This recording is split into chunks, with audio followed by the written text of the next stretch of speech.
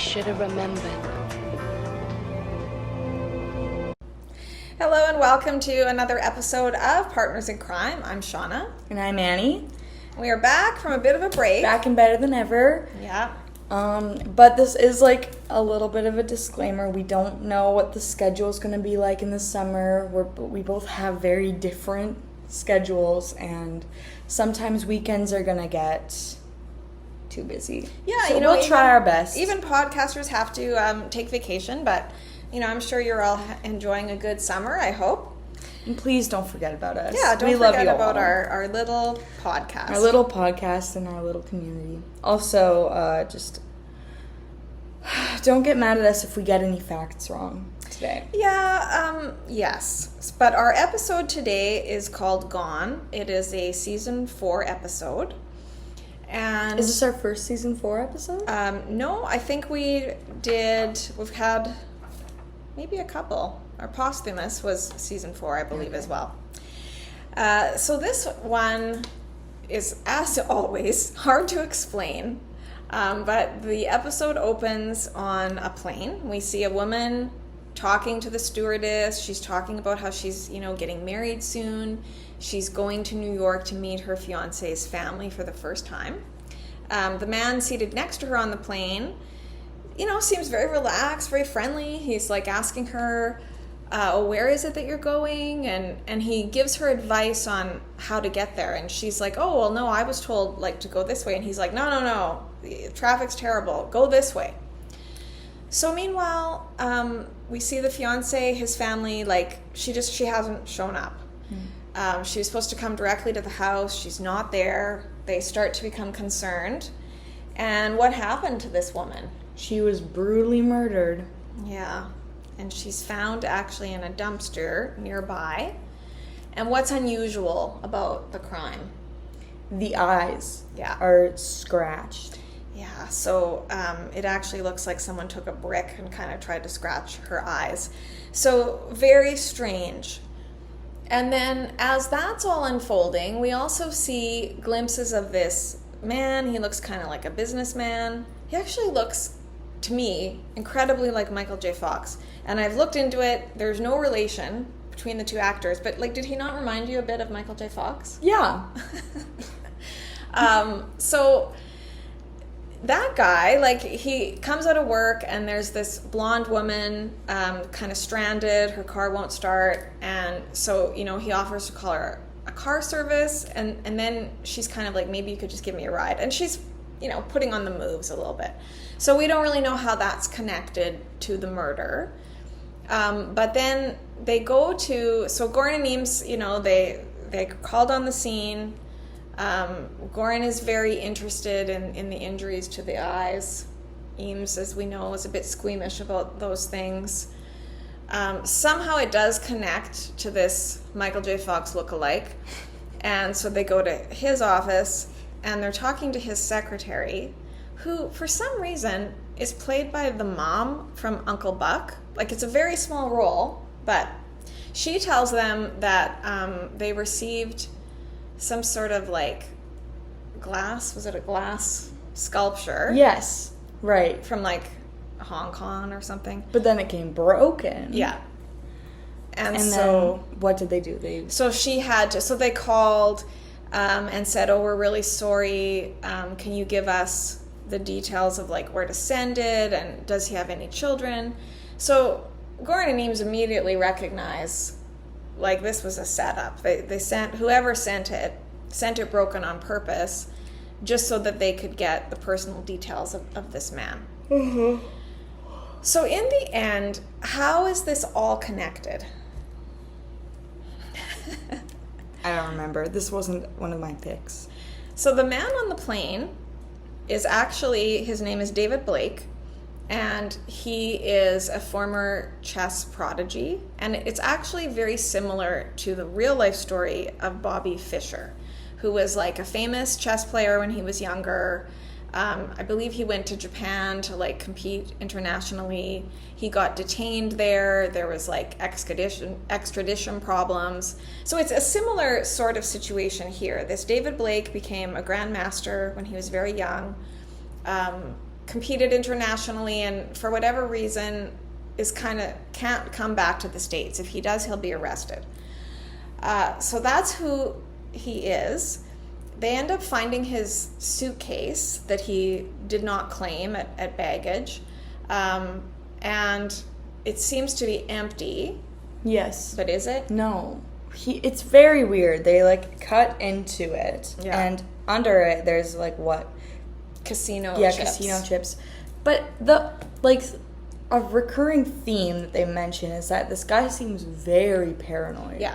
Like, oh, but weren't there the photos in there too? Yeah, so in the suitcase, there's all these photos of people that he's just taken random pictures of, and Just people on the streets, and their eyes are crossed out. like scribbled out. over.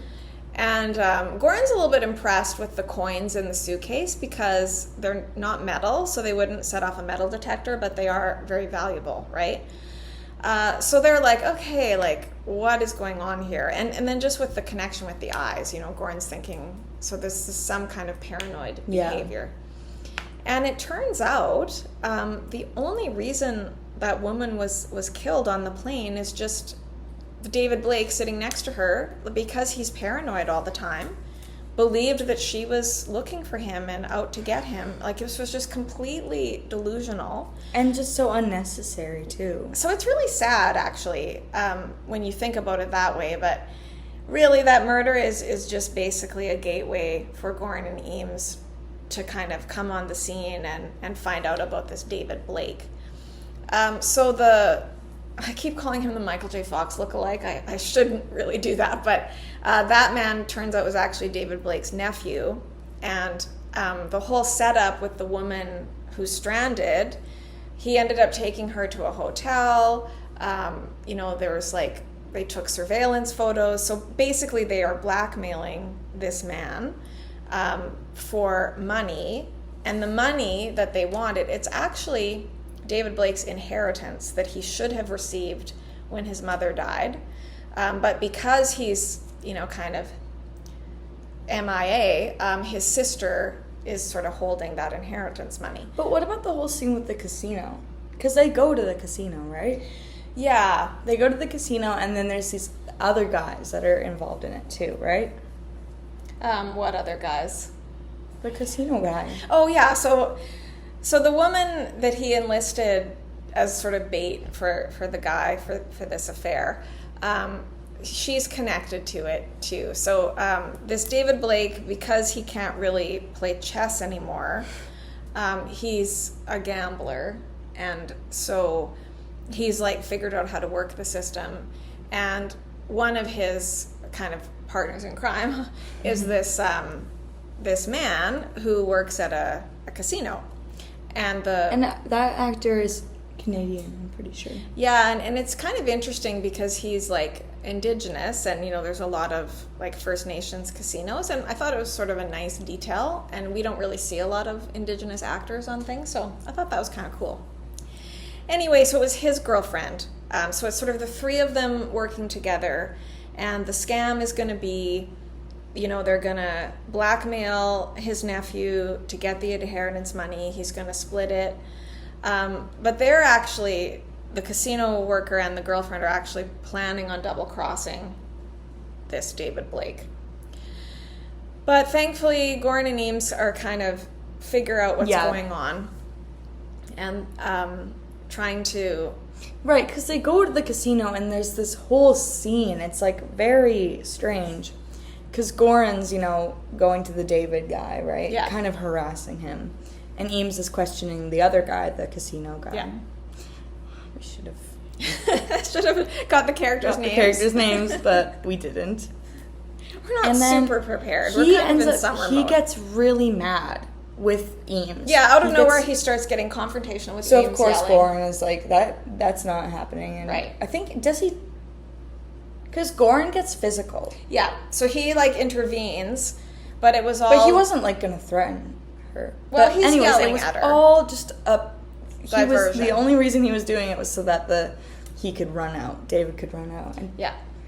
Yeah. So it's just a diversion. And then that's when they know something's up. Mm-hmm. They go to the sister's house, And she's like, no, I never hear from him. Like, she's showing them, pictures of when he was a little boy. She clearly loves her brother and really misses him. And sadly, I mean, it all is just an effect of mental illness, right? Like this paranoia. Yeah. And so then Goren, as always, just got to be walking around, touching everything. And what does he find? This, like, cube, it's what, like... I think it's what are wood, the blocks? and it's like 4 6 sides. But there's squares in it. Yeah. And it's the amount of squares that are on a chessboard. Right, and there's like a map of the world. A map of the world, and then there's a kid, and the eyes are very big, and there's eyes everywhere. And then, on all 4 sides, there's like eyes. Why would you have that displayed? Like, I would not display that. It's creepy, it's weird. Well, but it's all she really has to remember her brother by, so. And it kind of shows his uniqueness, but also, like, his mental illness, right? That he feels like he's being watched all the time. That's what the eyes are about. Like, even on the back of, which would be his head, right? There's just eyes everywhere. So Goren is very interested in this piece. He sort of, like, figures out what's going on in terms of this mental illness. But it ends up breaking. Why does that happen? Well, because then the brother, David Blake, actually shows up at the sister's house, and she's like, I'm so happy to see you. And they actually arranged for, she was just like going to give him the money, but I think they put some sort of detector in the bag, and like she was not party to that. Like she would have just happily given him the money. She feels like he's entitled to that money. And he's like being really gruff with her, but then she kind of smiles and like touches his face and is being so loving. And there's just this moment where he kind of softens a bit, but then he sees that thing, that block, and he's furious. He's like, why do you have this? Like, I don't know if he thinks it's going to link to him, which it did. Yeah. Like, Goren figured it out. So, yeah, he takes it and smashes it and handcuffs his sister to the radiator. And she's all just kind of like, it was so good to see you. Like, she doesn't even really care. She's not that great. She's Well, not a very great, like, sister. Yeah, she is, though, because she's loyal to him. She loves him. I guess, no, but, like, that's not when your brother is a murderer and insane. Yeah. She's not going to turn him in, though. And I mean, like, blackmailed her son. Like, anyway.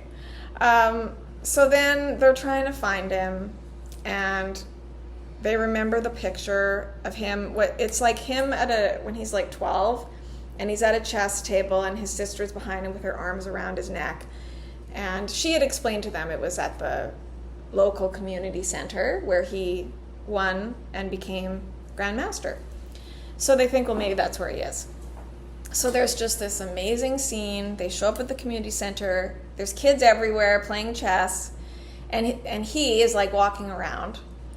But they can tell he's carrying a gun. And he ends up actually, this little girl is like not sure what to do. And then he says like, protect your queen or something. I don't actually play chess, sorry. But and then she like smiles at him, and he, smiles. So he's not really bad. He's just like mentally disturbed. Yeah. So now they've got him cornered, and like Eames is going around getting all the kids to like leave, and Goren is trying to sort of corner him. Is it a gun or is it a knife? It's a knife. Yeah. And so because he's cornered now, he's gonna kill himself. He's gonna slit his throat. And I mean, another detective might just say, whatever, like, but Goren is trying to save this man. And it's just, again, this is why I love this episode, is that he uses the analogy of a chess game. It's like, and so David is like, I've lost. There's no other move. And Goren's like, no, you have one more move. Play to the draw. Like, isn't that what a grandmaster does? Like, if he's against the ropes, he'll play to the draw. And he's kind of like, well, they won't let me play. Like, and it's like really good acting. Like, and so Goren is just very slowly like, you don't have to resign. You could play to the draw, so resigning would be ending his life, playing to the draw would be letting himself get arrested, basically. And so he drops the knife, and then, of course, they, like, surround him and arrest him. And then he starts spouting off some, declaration, and Goren's like, that was the right move. And he's like, I know. And it's very interesting. It's actually just an amazing, intense scene. So that's how it ends. Yeah. So kind of a strange one in terms of... Yes, but the reason I like it is because I like the ones where it explores someone that has, like, a mental illness. Yeah. Yeah. It's also interesting with the element of chess because, like, Goren, just with his mind, would probably love chess. And, like, chess is often used as an analogy of, oh, it's a chess game, and so that works really well in the story. I don't like chess. Have you tried to play it? Yes. Yeah, see, I don't even know how to play it. I don't either. One time I was playing it with my friend, and then my teacher came and he's like, what are you doing? And we're like, we're playing chess. And he's like, no, she won like 15 minutes ago. But we were... But it's we don't know how to play. It's interesting how people really get obsessed with chess. Yes. Hey? Like, one time for like a spoken essay, this kid did that chess was a sport because technically you lose weight doing it since you're sweating because you're stressed. It was a really weak thesis, let's just say. And that's propaganda. Chess is not a sport. I don't know. I think there's an argument that it's chess is more of an art than a sport. What's the difference between like a game and a sport? Well, a sport, you're like actively physically doing something. Like you're on a field throwing a ball or something. I just feel like in, TV and movies, chess is often sort of it's like a measure of someone's intelligence. Yes, definitely. And there have been a lot of, like, there was I think the Queen's Gambit, it was called. There's actually a really good episode of Columbo with a chess master as well. So, they finally kind of brought that into the show, which I thought was nice. So moving into our segments... You know what's weird about this episode? There's no photos we could find online. Very few photos. Very few photos. So, and we didn't watch the episode before making this podcast, as you can probably tell. So we don't have any... We do, though. We can do our segments. We don't have...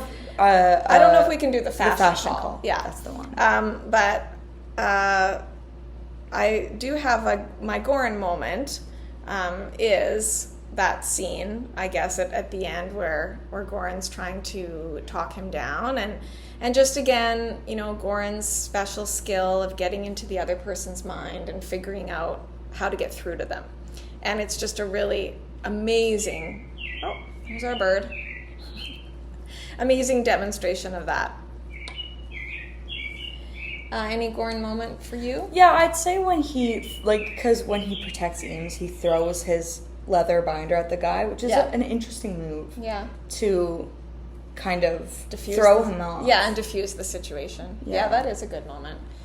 I feel like we might have another segment coming up as we talk about the Eames one-liner. But before we get to that, there are a couple good Eames one-liners.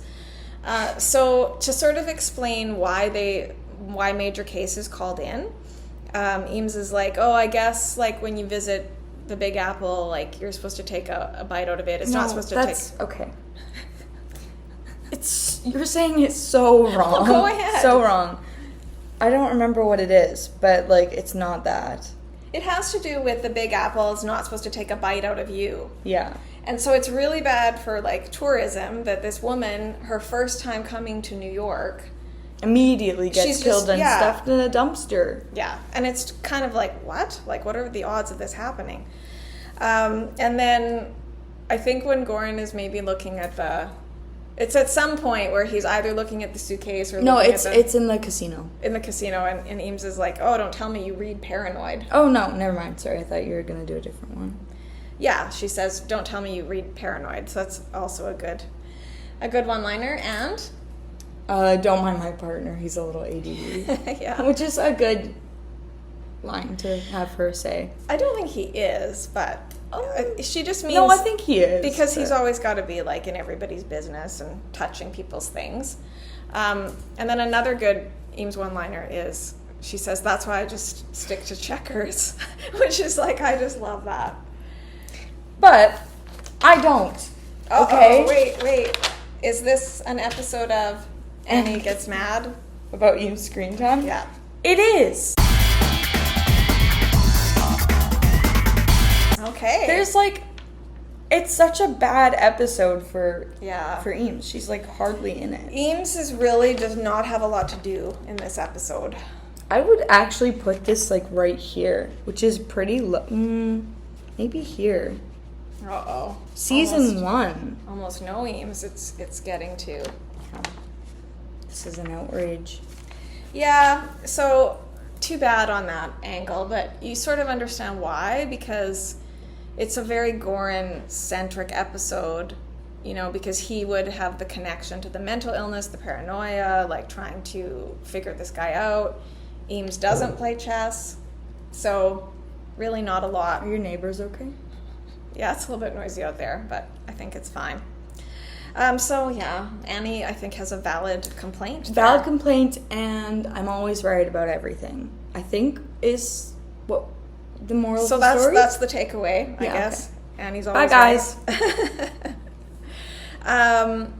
You know what I find kind of weird about this episode? Weird and bad or weird and good? Weird and bad. And like, not to really kind of be a bring down here. But actually, like, so very recently we did the Pas de Deux episode where the main, like the suspect or the criminal is trying to kill himself, right? Right. And then that actor, Charles Rocket, did actually kill himself. And then in this episode, we've got Robert Carradine, who plays, I might be pronouncing that wrong. You're probably pronouncing it wrong. Who plays the David Blake character. And, you know, it ends, right? The big climax is he's attempting to kill himself, and Goren, you know, intervenes. He recently killed himself as well. So, very sad. The CI curse, perhaps? Yeah, I don't know, but I know he also was in, Robert Carradine was in, what are those movies called? Revenge of the Nerds. I think he was in like a Hilary Duff movie. I hadn't really seen him in a lot of stuff, but I really appreciate him in this episode. I think, yeah, it's what makes the episode a standout for me. Just great acting. Yeah, so why is it in your top 10? It's in my top 10 because I think it's almost like paving the way for Goren's issues later on in the series, because there's a very, very telling line where, you know, what happens, right, is because of this guy's whatever political issues, he can't come back to the States and he can't play chess anymore. And so then Goren says, that's what happens when you keep people from doing what they do best. Mm-hmm. It makes them insane. And it's sort of like, that's actually really true. You might just be the only person who's ever pointed that out. Well, I think that's why it's there, because we are supposed to recognize being a detective, and not just being a detective, but like doing what he does in that final scene of like getting through and breaking through to the suspect. That is Goren's gift. That is what he does best. And he needs to do it. And we do see, like, in later seasons where Goren is suspended and, like, fired or whatever, like, what happens? All hell breaks loose. Yeah, he starts to lose it a little bit, you know, and is ordered to, like, do counseling. And so it's kind of a foreshadowing of that. And I think even at this time when Goren's still doing pretty well, we're supposed to recognize, like, oh, it's about him, right? And that's probably why... They do give us little hints like that. They do, which is what's so wonderful about the show. Like, people complain that, oh, the show is so episodic and there's no continuity. Has anybody said that, Shawna? Yes, that is, like, I think why a lot of people don't like it, is that it's not, like, an ongoing story because we don't delve into their personal lives, right? So there's very little sort of an arc. It's kind of, the episodes could stand entirely alone. Other than a few things, like we know Eames is pregnant and on maternity leave, like we know like the eye problem. Deacons is having problems, and so there's kind of that background stuff. But generally it's true, like you could watch these episodes in isolation and not really miss anything. That's true. But that's not entirely fair, because there is this arc of like the character development, and which we don't like, by the way. But from the very beginning, there's this suggestion about Goren's mental wellness, right? Like his mom has had problems, he's obsessive, and it also kind of ties back to like the Sherlock Holmes. He is the Sherlock Holmes of the story, and Sherlock also had his own issues, right? So I like that, and I just like that. I think that is why Goren wants to save this man so much, is he empathizes with everybody. That's, again, one of his gifts. But in particular, I think he recognizes, like, oh, this is what happens when you don't get to do what you're put on this earth to do. And I do just think it's like this amazing performance from Robert Carradine of those moments of softness, like with his sister or with the little girl playing chess. You see his humanity, and I did want him. Like, I did want Goren to save him, even though I feel really bad for that poor woman that got killed for no reason. And who knows what else he's done. Yeah. So that's why it's in my top 10. It was not in your top 10, but what is your assessment of this episode? It's good, except I'm not sure if it works. Like, I get what they were trying to do, but I feel like chess, when he was a little kid, is a kind of a stretch to make it, like, this big crime. You know what I mean? Like, is it really that important? Chess? Yes. But I think that's why they chose him to be a chess player, because there is this weird sort of obsession with chess. Like, that some people, it's almost like a different form of gambling. Like, and it's interesting that because he can't play chess, he gambles. Like, even though they're not at all the same, it's similar in terms of the level of obsession people have over it. So I think that's why. But well, not in my top 10, but it's not a bad episode. It's a good watch. Yeah. All right. So we've been away for a few weeks. Yes. But we'll do a little bit of an update. An update, kind of. So what's been happening? Like, it's summer. It's summer. Taylor Swift got married. Which is a big deal, guys. We've been watching a lot of TV. Yeah. Just another comment on the Taylor Swift wedding. Like, this won't be the beef of the week, but a sub-beef. Like, I want to see the wedding dress. Come on. I've seen a million AI wedding dresses that, like, are clearly AI and not what she wore. Why are there so many AI wedding dresses? But they don't look good. Why doesn't she just put us out of our misery? And, like, does she really want... Like, obviously she wants it to be kind of private at this point. But it's like, what would you rather? Have people believe these AI photos? Yeah, and think, oh. But, guys, she got a dog. What kind of dog again? I don't know how you say it. Samoyed? This actually brings us to... We're trying to get back into the groove of things, okay? Just give us a little while. Is this an episode of Our Apologies, We Don't Know How to Say It? I think it is. It must be. Yes. So we have some shocking news. Okay. Because I've been watching an unhealthy amount of interviews with people, actors we like and actresses we like, and we're so sorry, Cookie Kaspari, that we've been saying your name wrong the entire time. Not wrong in the Shawna's very strange Biono last name. No, I've always known it's Buono. Don't worry about that. But it's not Cara, it's Kara. Oh, it's Kara. It's Kara. So we've been begging you to come to Toronto. Of course you haven't listened. We're not saying your name right. Can't even get your name right, and we expect you to come all the way just so we can get a picture with you. So yes, our apologies. And then to any other mispronunciations, such as Taylor Swift's dog, Robert Carradine, I don't know. Just Vincent D'Onofrio. And SVU.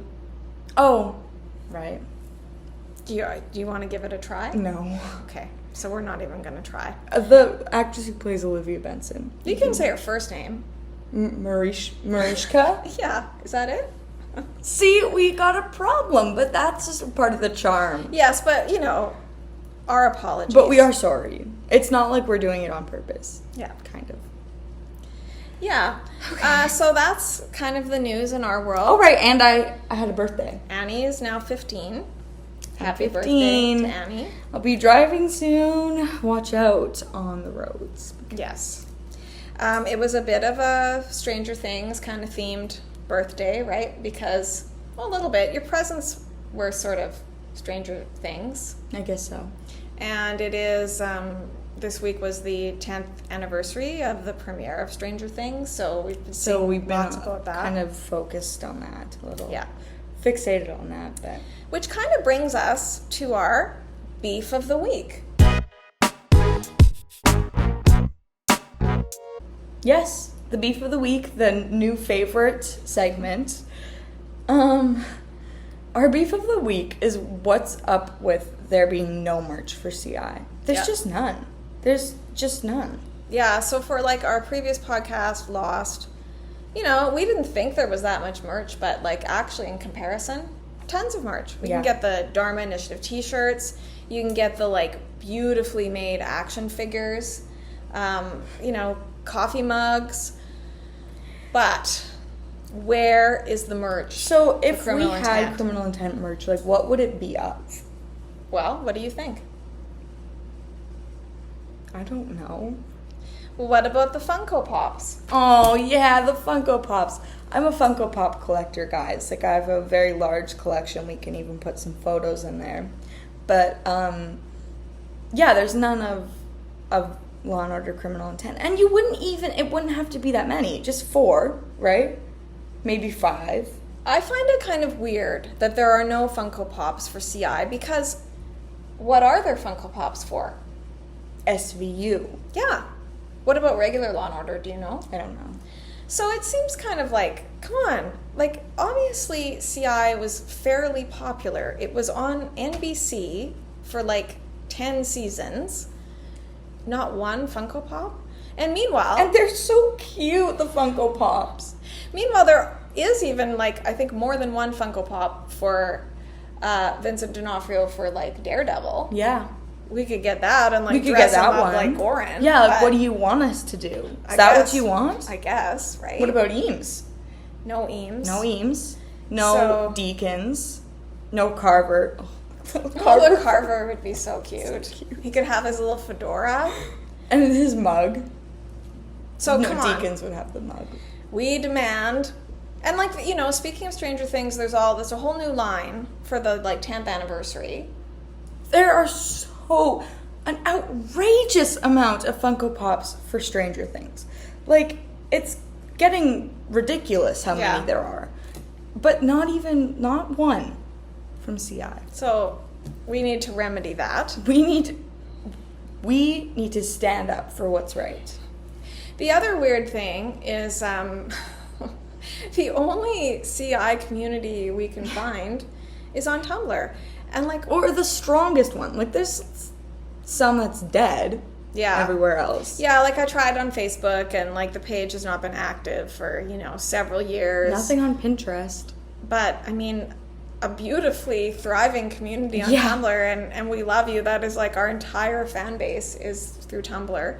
But it seems kind of odd that CI's always got to be kind of the lesser than, right? Yes. It's not TikTok, not all of the social media is just not there. It's just not there, but then Tumblr. And even the streaming. So, and we're, are you guys hiding from us on everything else? If you are, could you, let us know that there is another community somewhere? Place? Yeah. I don't think there is, though. And It's then, fine though. We love her. And then the streaming. It's only streaming on Plex, which, like, how many people have Plex? I have Plex. Well, I don't. Like, years ago, Plex is so worth it, Shawna. There's so much you can get on Plex. We're having a lot of sponsorship on this episode. Lots of, like, shout-outs, but kind of in a negative way to Funko Pops and Plex. But, like, that used to be on Prime, and I loved that, to, like, stream it on Prime. Luckily, Shawna has her DVDs. But I don't have all of them. I stopped collecting after season 5. But I do have season 10. Yeah. Because I feel like season 10, it's like the Abbey Road of CI. Everybody came back together one last time. You're wrong, though, because Abbey Road... Because all the Beatles albums are good. Yeah, I know, but it all kind of fell apart after Let It Be. And then they, like, came back. Oh, okay. I thought you meant song-wise. No, just as sort of like, let's go out on a good note. And I feel like they kind of... It was really falling apart, season 9. It's like, what is this show, you know? But then it's like, let's bring everybody back. Right, because there's no one. We have Jeff Goldblum here for some reason. And like, there's no offense, but I mean... No Goren, no Eames, no Danny Rossi. No... Well, he's dead. Yes, exactly. Yeah. And they should have just, like... I don't know, because it's weird, right? Like, you would think that they would keep Ross to have, like, the other detectives still have that same character, but there's, like, no overlap, you know? It's like it's literally like a completely different show. Yeah, it is. I don't even think I would, if I had just kind of flipped on the TV, I wouldn't have even known what I was watching, other than the dun-dun, you know, to tell me. But then season 10, it's weird because the captain is, like, that guy from Dead, right? Yes, and I was babysitting my siblings once, and we were watching this movie called The Big Green, and it's a soccer movie. And so, like, Olivia Dabo's in that, and that's Nicole Wallace. And it had such a crazy cast. Who else was in it? Right, Christian Shepherd from Lost was in it for some reason. Bunch of people from the Mighty Ducks, bunch of people from The Sandlot. And then, that guy, the captain from season 10 is... What is happening? Yeah. What is happening? But it was a good watch. We had fun watching it. Oh, so. good. But yeah, like, getting back to season 10, I did buy that one because It's good. It's like... It's sort of a return to form, and I feel, well, and really, like, I've talked about this before, but it's all Renee Belser, right? Mm-hmm. Like, why CI is good is when he's involved in it, and he comes back for season 10. I only wish they would have brought back Carver and Deakins. Like, yeah. Or, like, just for a little, like, not even... They didn't even have to have them back, like, forever. Right. Just for an episode or something. And it is really weird that, like, they just kind of abandoned the law part. Like, no, they just abandoned Carver. There isn't even, like, a DA character in the final seasons. I mean, I think they do mention him maybe a couple times. Like, he's still around? They say the DA. Yeah, the DA, but we don't know what happened. It all fell apart after season 5. In any event... feel so bad if someone's favorite season is like season 7 or something. I don't. To me, that's just like practically a different show. But in any event, that is our beef of the week. I like the way that like 1/3 of the episode has been us complaining. Mm-hmm. But yes, we want more representation for CI. We want more merch. We want more merch. We continue to advocate for a reunion. Yes. Of some kind? Some kind. Like, it doesn't even have to be, like, an episode. It can even just be, like, an interview. That's a reunion. We need something. We need closure. Yeah, I mean, and I feel like we talked about this last time. The series, ended on that great note of, like, anything is possible. There's something going on there. But then they just cut off all of our dreams with the SVU episodes. Yeah. But do you want to talk about the theory we had? And you'd, like, kind of had this theory as well on one of our comments recently. I thought we talked about this already. Did we? Yeah. I don't know if we did. We did, Shawna. Okay. The theory that, like, yeah, Goren and Eames were actually secretly together when they weren't, like, during season 9. Like, yeah, that works. It does work, yeah, but... It does work, but it also kind of doesn't because of the stupid SVU right episode. Anyway, I appreciate...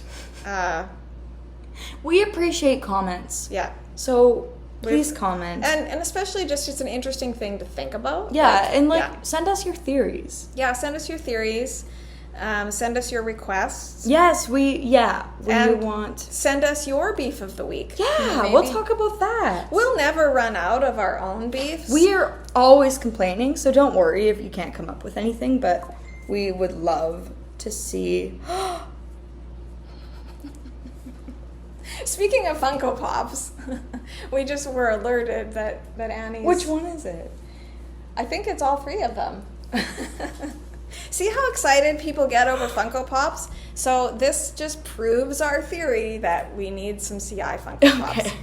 Anyway, on that note, thank you so much for joining us. I hope everyone... Please comment. We've missed you so much. We'll try to be back as soon as possible. And we hope that everybody's having a great summer. Yes. So see you next time. Don't forget about us. Please. We love you.